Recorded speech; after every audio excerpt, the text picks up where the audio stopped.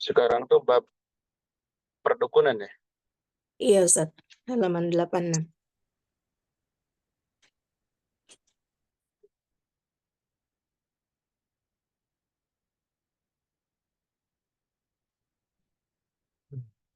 Baik, bismillah.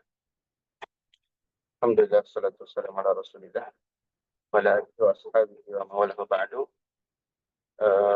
Kita lanjutkan pelajaran kita atau kajian kita dari Tauhid al-Muyassar, dan sekarang kita nyampe ke bab al-Kuhan, Arafah, perdukunan dan paranormal. Baik, silakan, ada yang baca. Iya Saulana Ustaz. Al-kahana wal arrafah, perdukunan dan tukang ramal atau paranormal. Ta'riful kahin, definisi dukun, huwa alladhi yukhbiru amma fil mustaqbali an tariqil jinni wasyayatin. Definisi dukun adalah dia yang mengetahui perkara-perkara yang terjadi di masa yang akan datang dengan cara bantuan dari jin dan syaitan. Ta'riful arraf, sedangkan definisi dari paranormal adalah huwa alladhi yud'a ma'rifatal umuril hadirati ka ma'rifatil makanil masyruki wal Yadda'a, dhalati. bukan yuda. Yadda'a. Iya Yadda'a. Ustaz. Walladhi Huwa yadda'a. alladhi yad'a Ya. huwa alladhi yad'a ma'rifatal umuril hadirati ka ma'rifatil makanil masyruki wal dhalati bi tariqil khafiyah. Dia yang mengklaim mengetahui perkara-perkara yang terjadi, seperti mengetahui barang yang dicuri atau barang yang hilang dengan cara menerawang. Baik. Ini jelas ya definisinya. Kalau dukun itu dia eh, menerangkan kejadian yang akan terjadi di masa lalu, dan itu dari bantuan jin.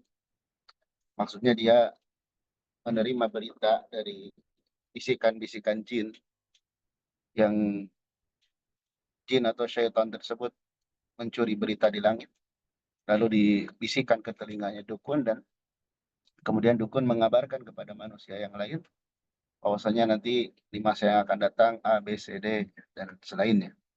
Ya. Di sini perlu diketahui ada dari cara jin dan setan. Berarti ada cara yang lain mengabarkan masa depan, dan itu benar.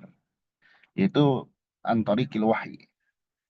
Kalau melalui wahyu, ya, yakni ada dalil dari Al-Quran dan As-Sunnah tentang masa yang akan datang, baik kejadian itu masih berkaitan dengan kehidupan dunia ataupun kejadian-kejadian akhirat, maka ini tidak masalah, ya.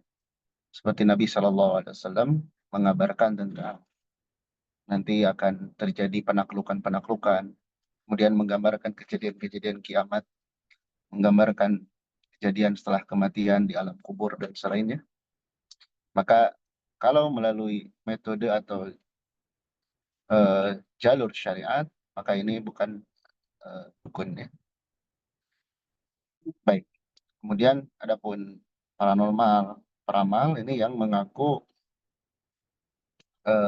mengetahui perkara-perkara seperti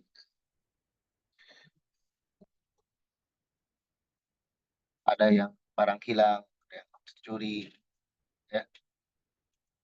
Ini tentang ramal. Baik. Nanti akan ada pembahasan ciri-ciri mereka. Karena sekarang kadang tampilannya ustadz atau kiai, tapi sifatnya seperti mereka.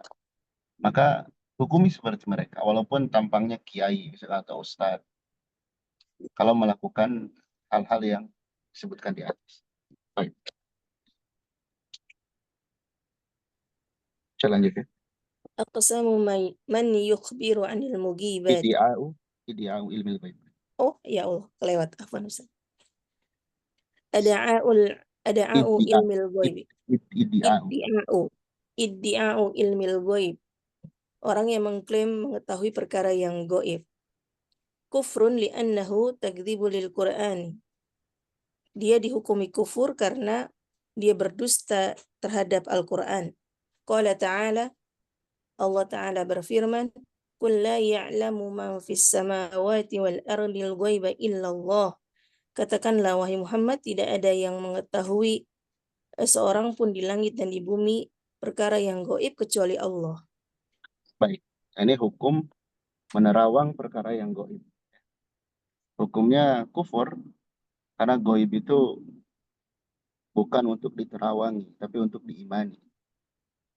Allah berfirman, ciri orang yang bertakwa itu alladzina yu'minuna bil ghaib. Yang beriman, perkara gaib itu ada. Jadi kewajiban kita hanya mengimani, bukan menerawangi. Gaib itu gimana detail-detailnya, nah, itu kan wilayah kita. Tidak boleh seorang itu seperti itu.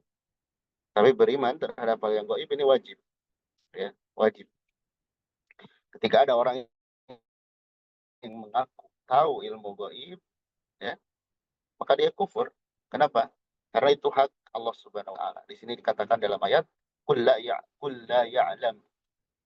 Nah, di sini yang jadi maf'ulnya al-ghaib.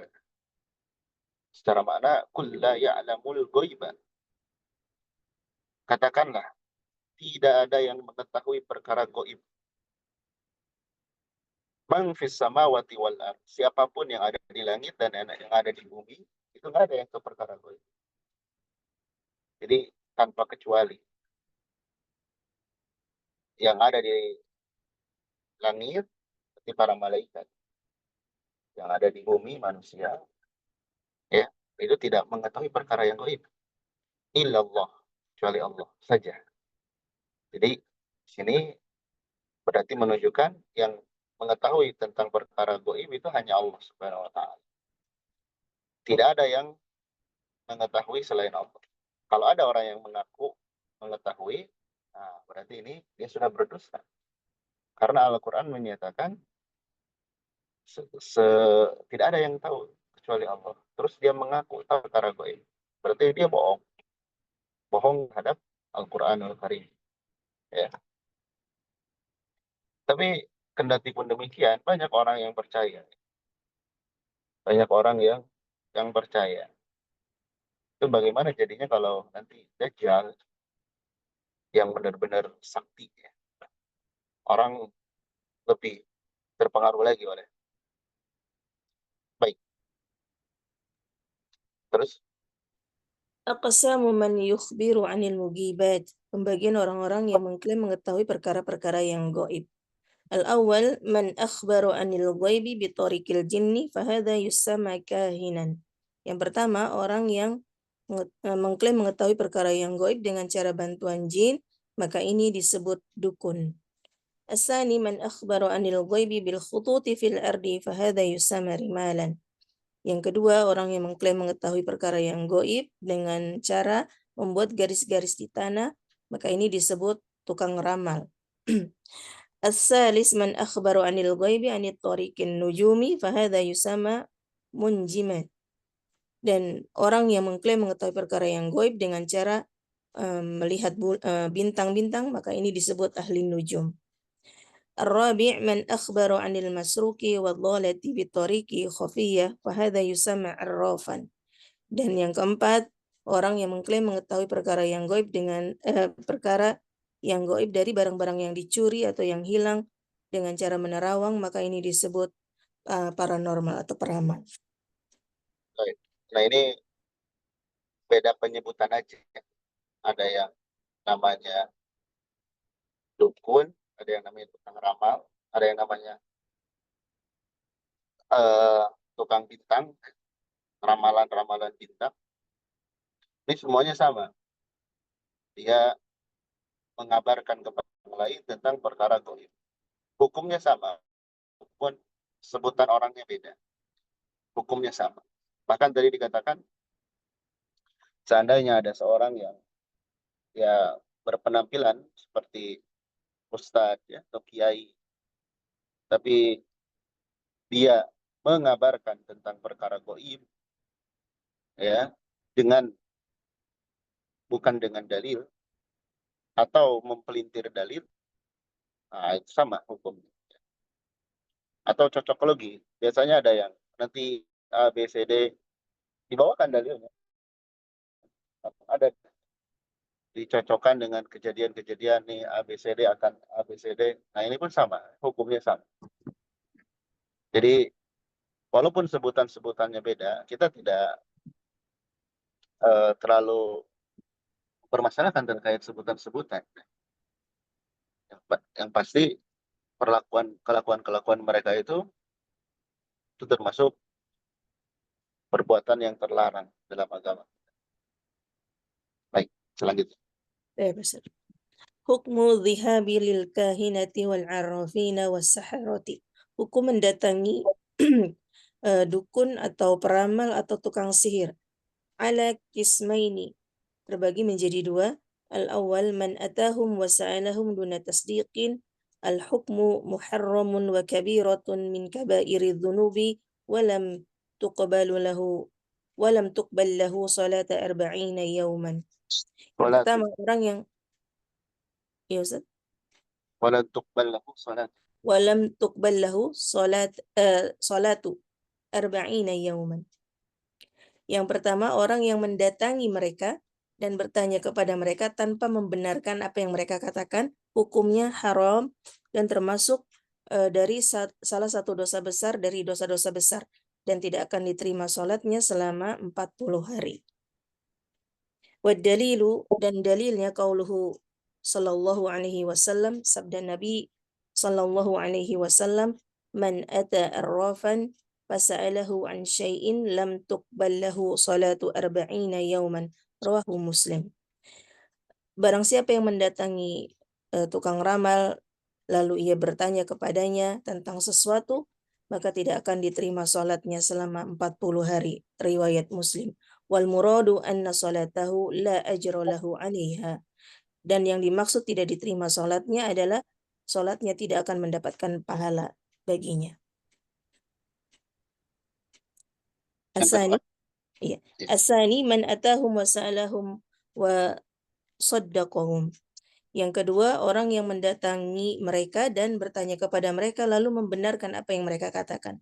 Al-hukmu kufrun bima anzal ala Muhammadin sallallahu alaihi wasallam. Hukumnya ia kafir terhadap apa yang diturunkan kepada Muhammad sallallahu alaihi wasallam. Waddalilu qauluhu sallallahu alaihi wasallam, man ata arrafan aw kahinan fasadaqahu bima yaqul faqad kafara bima anzala ala Muhammad, rawahu arba'ah wal hakim.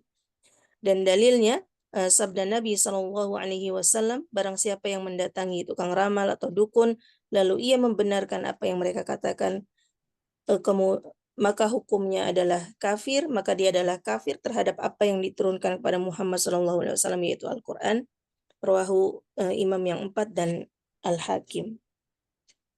baik. Gimana hukum datang ke dukun? Maka hukumnya tergantung niat dia atau tujuan dia. Ya. Di sini dibawakan dua. Pertama ada yang datang dan bertanya, tapi dia tidak percaya tetap dalam hatinya. Dia datang, ya, tapi bertanya dan bertanya, tapi hatinya tidak percaya. Nah ini hukumnya haram, ya, dan termasuk dosa besar. Salah satu dosa besar. Kemudian sholatnya selama 40 hari tidak dapat pahala. Ini rugi ya, rugi sekali. Kenapa? Karena lama-kelamaan dia akan terkena syubhat. Dia akan lama-kelamaan jadi membenarkan. Oh ternyata ada benarnya juga ya yang disampaikan itu. Nah, itu mulai syubhat masuk ke dalam pikiran. Maka orang yang walaupun hanya datang dan hanya bertanya, walaupun dia tidak percaya, dia termasuk dosa besar. Di sini jelas dalilnya, kata Nabi Shallallahu Alaihi Wasallam, barang siapa yang mendatangi tukang ramal dan bertanya tentang sesuatu, maka sholatnya tidak akan diterima selama 40 hari. Artinya sholatnya tidak ada pahalanya. Sayang. Itu yang pertama. Datang, bertanya, walaupun tidak percaya. Nah, yang kedua, dia datang dan memang niat bertanya, kemudian percaya apa yang disampaikan oleh dukun tersebut. Nah, ini mah hukumnya kufur. Ya. Dia telah kufur terhadap agama Allah. Kufur terhadap Al-Quran. Dalilnya jelas. Barang siapa yang mendatangi tukang ramal atau dukun, lalu dia percaya terhadap ucapan dia, ucapan dukun tersebut, maka dia telah kufur. Kalau si dukunnya jelas, bahkan dukun itu hadnya, hukumannya dia dipenggal oleh pemerintah yang sah. Orang yang mendatanginya dia kufur. Dan ada juga eh, datang tapi untuk apa namanya mendakwahkan,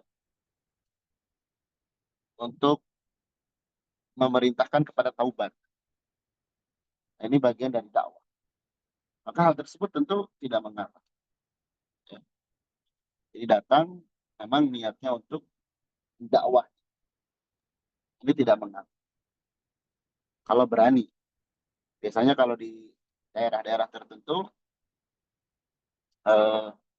nggak berani karena ya penampilannya ustadz atau kiai, ya, atau nanti diancam dengan ancaman tertentu sehingga orang tidak berani kepada dia. Ya. Baik, itu seputar Jadi kalau kita lihat realitas sekarang, sebagaimana dijelaskan di pembahasan sebelumnya, eh, ada ciri-cirinya, ya. Praktek-praktek yang bukan dia tutup pun, bahkan yang berkedok agama, terus namanya pun beda-beda. Ada orang pintar, kemudian ya macam-macam lah namanya, yang pada hakikatnya dia dukun. Kemudian ketika ada momentum-momentum tertentu, sering ditanyakan kepada mereka, ini gimana gambaran negara Indonesia ke depannya kalau pemimpinnya ini gimana keadaan pasangan suami istri ini, semuanya diramal. Lalu orang yang mendengarkan itu ke bawah, kemudian percaya dan berhati-hati dengan kejadian-kejadian tersebut. Nah, ini salah. Kalau kita mengambil sikap atas pertimbangan ucapan si dukun, berarti kita percaya dengan ucapan. Nah, ini hati-hati. Ini keimanan kita yang dipertaruhkan. Lebih percaya kepada siapa? Mereka itu tukang bohong. Tukang bohong. Dan tidak akan bisa mencelakakan kecuali atas izin Allah Subhanahu wa taala. Baik, selanjutnya. At-tayyarah, at-tayyur atau anggapan sial. Ta'rifuha, definisinya, lugatan, ma'khudun min tatiri. Wahia tafa'ulu wa tasya'umu min syai'in ma.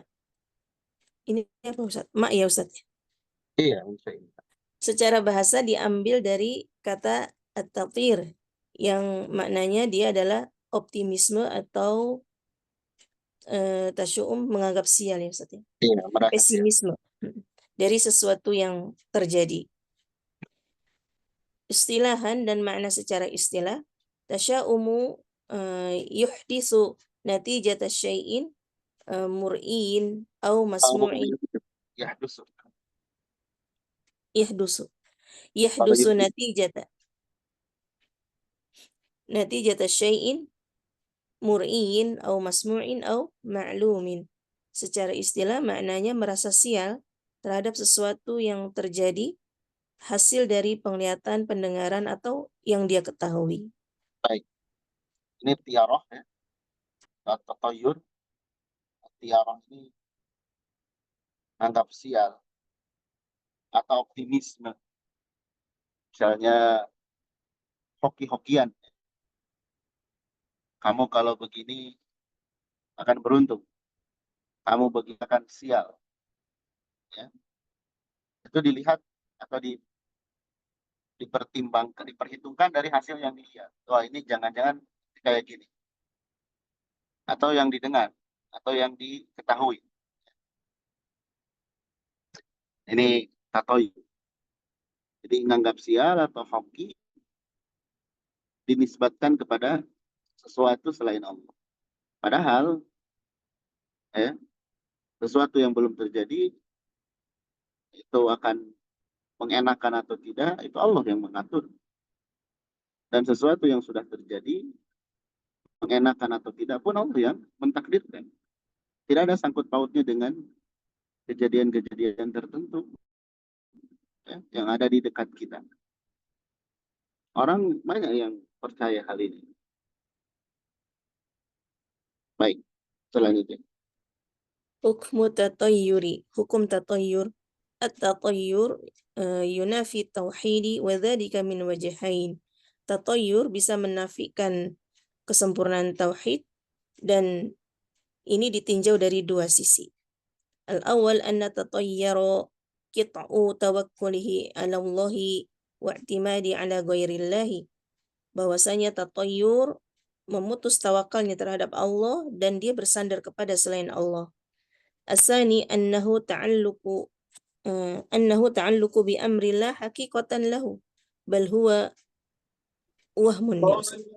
Bal huwa wahmun wa takhayyul. Yang kedua bahwasanya dia terkait dengan perkara yang tidak ada hakikatnya, mengaitkan.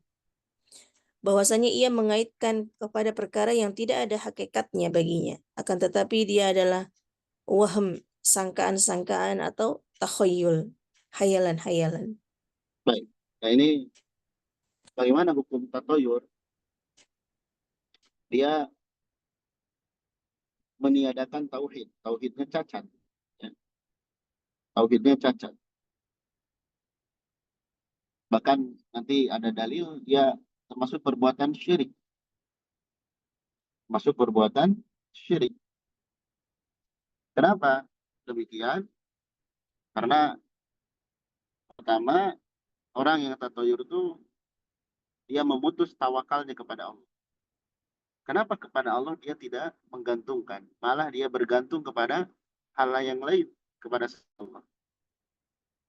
Kemudian yang kedua, bahkan dia bergantung mengaitkan sesuatu dengan perkara yang tidak ada hakikatnya. Misalkan, apa hubungannya antara keselamatan kita dengan arah berjalannya burung? Ya. Jadi kalau mau safar, nanti burung dilepas. Kalau dia misalnya terbang ke arah kanan, wah ini berarti safar aman, selamat. Kalau dia terbang ke arah kiri, oh jangan safar. Jadi dia jadi atau tidak jadi safar karena ngikutin arah terbang burung. Itu nggak ada hubungannya. Kenapa dia tidak percaya kepada Allah Subhanahu wa Ta'ala yang mengatur alam raya ini? Mengatur alam raya ini. Jadi itu mengurangi tauhid, bahkan termasuk perbuatan syirik. Kalau kita ingin melakukan sesuatu,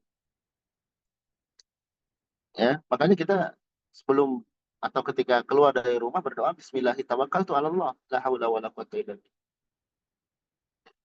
Dengan menyebut nama Allah, aku bergantung kepada Allah. Jadi apapun yang akan terjadi, nanti itu yang terbaik buat kita. Kita diberikan kemulusan, nah itu pertolongan dari Allah. Kita diberi ujian sedikit atau banyak, nah itu pasti ada hikmah. Jangan kemudian nanti menyalahkan, wah sudah dibilang jangan berangkat, malah berangkat.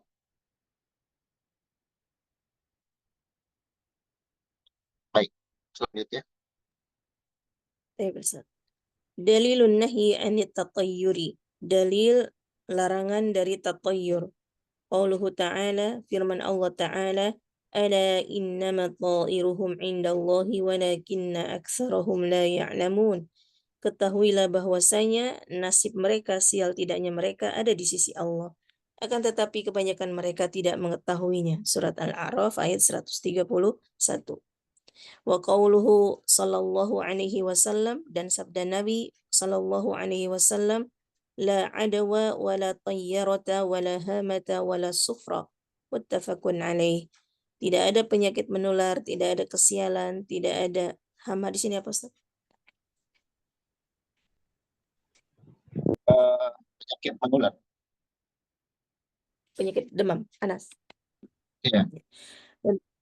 Dan tidak ada penyakit menular dan tidak ada pertanda buruk. Muttafaqun alaih. Wa qauluhu alaihi salatu wassalam, dan sabda Nabi salatu alaihi wasallam, at-tayyaratu syirkun. Tatayyur adalah kesyirikan. Rawahu Abu Dawud wa Tirmidzi. Baik. Ini dalilnya jelas ya. Eh, tidak ada tiarah. Kemudian sesungguhnya nasib dalam Al-Quran ya, nasib mereka, nasib kita semua itu di tangan Allah. Nasib kita itu di tangan Allah. Itu yang perlu ditanamkan dengan kuat dalam hati kita. Nasib kita itu di tangan Allah. Kita hanya perlu usaha. Kita perlu usaha agar lancar. Kita perlu usaha menghindar dari keburukan, kejelekan. Itu. Sesisanya Allah Subhanahu wa Ta'ala. Ya. Tapi kebanyakan manusia nggak tahu hal tersebut. Makanya harus diberitahu, harus diajarkan. Baik, kemudian di sini dikatakan juga tidak ada tiaro, tidak ada penyakit yang menular dan selainnya. Artinya tanpa izin Allah. Kalau Allah tidak mengizinkan, tidak mentakdirkan, nggak akan terjadi hal itu semua. Kemudian Nabi pun mengatakan at-tiaro syirkun. Tatoyur itu termasuk perbuatan syirik. Baik, selanjutnya. Ahwalu mutatiri. Keadaan orang yang melakukan tatayyur. La yakhlu min halaini. Tidak lepas dari dua hal. Al-awwal jama wa yastajiba li hadha tiyarati wa yada'ul amala wa hadha min Wayada'a. al amala Sebenarnya nggak dikasih. Wayada'a. wa yada'al amala a'zami tatayyuri wa tasya'umi. Yang pertama, bahwasanya ia mencegah atau melaksanakan, ya Ustaz, Iya. Menyambut, anggapan merespon. sialnya ini, merespon anggapan sialnya ini dan meninggalkan amalan atau perbuatan, dan ini merupakan sebesar-besarnya tatoyur dan merasa sial. Asani ayam dia, ia tetap melaksanakan atau melanjutkan niatnya, lakin fi falakin wahamin wa ghammin yakhsha an Falak. fi falakin Bukan fa. falakin, masya Akan tetapi fi qalaqin wa hamin wa ghammin yakhsha an ta'siri ma tatayyara bihi wa hadha min tasyaumi aidan lakinnahu akhfa min al-awwal. Ia tetap melaksanakan atau melanjutkan niatannya, akan tetapi dia gelisah, khawatir, sedih, takut dari dampak apa yang dia anggap sial, dan ini merupakan anggapan sial, akan tetapi lebih ringan dari yang pertama. Wakila amroini naqsun fit tauhidi wa dhururin alal abid Bodorun, wa dhururin wa dororun, dhuru- dororun. wa dhururin alal abid Di doma, di doma.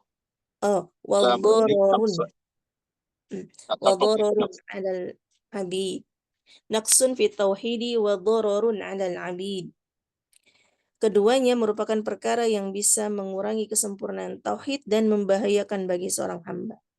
Nah, ini keadaan orang yang tatoyud. Pertama, dia tidak melakukan atau melakukan terhadap yang dia sangkakan itu. Lalu dia tidak mau beraktivitas, tidak mau beramal.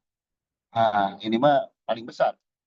Pokoknya dia melakukan atau tidak melakukan pertimbangannya itu. Seperti tadi misalkan burung atau ngoclok, dikoclok misalkan ya, di undi,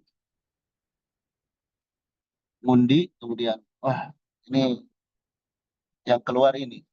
Lalu dia sama sekali tidak melakukan karena takut. Atau dia melakukan dengan pedenya, dengan optimismenya. Karena pertimbangan hasil undian tersebut. Nah ini nggak boleh. Ini termasuk tatoyud yang paling besar. Ada juga dia melakukan hal tersebut. Misalnya tadi dia diundi, kemudian keluar yang membuat dia celaka, tapi dia tetap melakukan perbuatan tersebut, tapi hatinya gelisah karena pengaruh kepikiran. Nah ini pun sama, tapi lebih ringan daripada yang di atas. Ya. Keduanya itu sama-sama mengurangi tauhid dan membahayakan kepada hamba.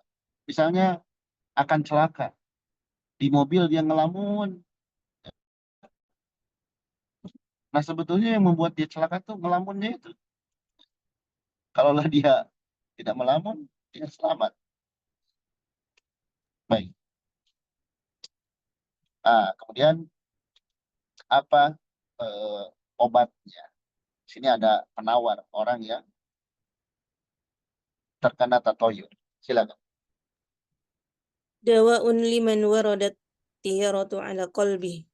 Obat atau terapi bagi orang yang di dalam hatinya ada tatayyur. Ayyaqula Allahumma la ya'ti bil hasanati illa anta wa la yadfa'u sayyi'ata illa anta wa la hawla wa la quwwata illa bika. Rawahu Abu Dawud. Hendaklah ia mengatakan, Ya Allah, tidak ada yang bisa mendatangkan kebaikan kecuali Engkau, dan tidak ada yang bisa menolak keburukan kecuali Engkau. Tiada daya dan upaya kecuali dengan kekuatan darimu. Rawahu Abu Dawud. Wa yaqulu kadzalik Allahumma la tayyara illa tayyaruka wa la khaira illa khairuka wa la ilaha ghairuka. Ya Allah, tidak ada kesialan kecuali kesialan darimu, dan tidak ada kebaikan kecuali kebaikan darimu, dan tiada ilah yang berhak untuk disembah kecualimu. Rawahu Ahmad wa sahahu Albani, riwayat dari Ahmad dan disahihkan oleh Al-Albani. Summa alaih, lanjut Ustaz. Iya. Sama alaih, maka ia Summa. harus summa alaih, maka ia harus al-awwal ma'rifatu dhararit tiyarah. Ia harus mengetahui atau memahami mengetahui dampak buruk dari tiarah. Asani mujahadatun nafs. Hendaknya dia bersungguh-sungguh melawan dirinya. Kemudian as-salis al-imanu bi qadaillahi wa qadarihi. ia beriman kepada takdir dan ketetapan Allah. Ar-rabi ihsanu dhanni billahi, hendaknya ia berhusnudzon kepada Allah. Al-khamis istimalul istikharah, hendaklah dia melakukan istikharah. Baik. Nah, ini obat kalau kita terkena hal tersebut. Pertama, banyak doa. Di sini di bawah dua doa. Allahumma la ya'ti bil hasanati illa anta. Ya Allah, tidak ada yang bisa mendatangkan kebaikan kecuali Engkau. Dan tidak ada yang bisa cegah menolakkan kecuali Engkau. Tidak ada daya dan tidak ada upaya kecuali atas pertolongan Engkau. Ini makna doa ini akan menenangkan hati kita. Jadi kebaikan itu tidak akan kita dapatkan kecuali Allah yang mendatangkan. Allah lah sumber kebaikan. Begitupun keburukan.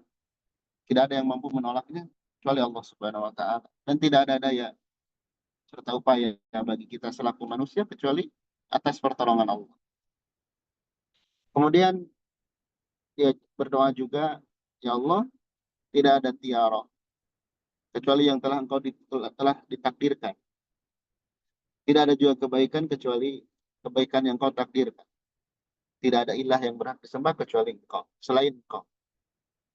Nah, ini doa-doa ini maknanya semakna untuk menenangkan hati kita. Lalu selanjutnya dengan penuh penghayatan, kemudian wajib juga dia mengetahui bahayanya tatoyur.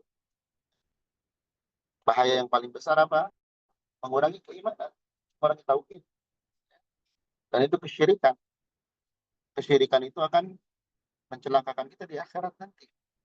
Ya. Itu paling bahaya. Kesyirikan itu akan menghalangi kita masuk surga. Kemudian bersungguh-sungguh melawan diri sendiri. Artinya kita perang pikiran kita. Enggak kayak gini. Lalu tetap beramal. Kemudian iman kepada takdir Allah. Bahwasanya segala sesuatu yang terjadi itu pasti terbaik buat kita. Allah sudah menakar kebaikan dan keburukan. Ada hikmahnya di balik semua itu. Ya. Kemudian husnudzon. Nah ini, berbaik sangka kepada Allah. Allah nggak akan berikan sesuatu yang buruk bagi kita, ya, mendolimi kita. Justru Allah tuh sayang kepada kita, lebih sayang daripada kita terhadap diri kita sendiri. Dan jangan lupa istikharah. Jadi ketimbang tatoyur mengundi, mending istikharah dan musyawarah. Istikharah dan musyawarah itu penting. Kita diskusi ya dengan orang-orang yang tahu, kemudian kita sholat agar kita mendapatkan petunjuk yang benar ya, dari apa yang akan kita perbuat, apa yang akan kita pilih. Baik, barakallahu fikum, mohon maaf sampai ikhwan. Demikian dulu kajian kita di pagi hari ini. Mudah-mudahan bermanfaat. Barakallahu fikum. Assalamualaikum warahmatullahi wabarakatuh. Waalaikumsalam warahmatullahi wabarakatuh. Jazakumullah khairan Ustaz. Barakallahu fikum. Alhamdulillah untuk bagian kaji ini kita cukupkan ya. Umahat, insyaallah kita ketemu lagi di waktu yang akan datang. Kita tutup majelis. Subhanakallahumma bihamdika asyhadu an la ilaha illa anta astaghfiruka wa atubu ilaik. Assalamualaikum warahmatullahi wabarakatuh. Waalaikumsalam warahmatullahi wabarakatuh.